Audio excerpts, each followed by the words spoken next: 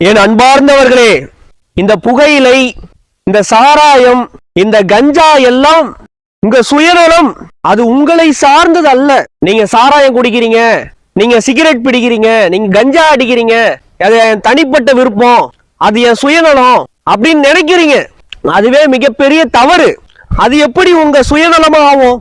அது எப்படி உங்க சுய விருப்பமாகும்?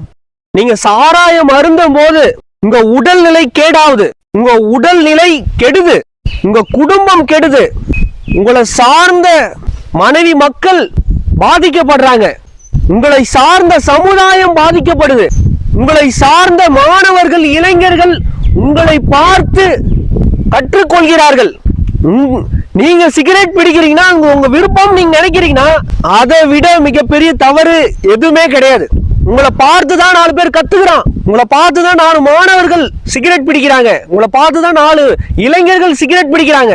நீங்க தவறான முன்னுதாரணமா இருக்கக்கூடாது, தவறான வழிகாட்டியா இருக்கக்கூடாது. உங்களை பார்த்து அவன் கஞ்சா அடிக்க கூடாது, உங்களை பார்த்து அவன் சிகரெட் பிடிக்க கூடாது, உங்களை பார்த்து அவன் மது அருந்த கூடாது. உங்களை பார்த்து அவன் கத்துக்கணும்னா நல்ல பண்புகளை தான் அவன் கத்துக்கணும், நல்ல குணத்தை தான் அவன் கத்துக்கணும், நல்ல உள்ளத்தை தான் அவன் கத்துக்கணும், நல்ல சிந்தனையை தான் அவன் கத்துக்கணும், நல்ல எண்ணத்தை தான் அவன் கத்துக்கணும். அதற்கு நீங்க வழி வகுக்கணும், அதற்கு நீங்க வழி காட்டணும், அதற்கு நீங்க முன்னுதாரணமா இருக்கணும். உங்களால ஒருத்தவன் கெட்டு போக கூடாது, உங்களால ஒருத்தவன் சீரழிஞ்சு போக கூடாது, உங்களால ஒருத்தவன் நாசமா போக கூடாது.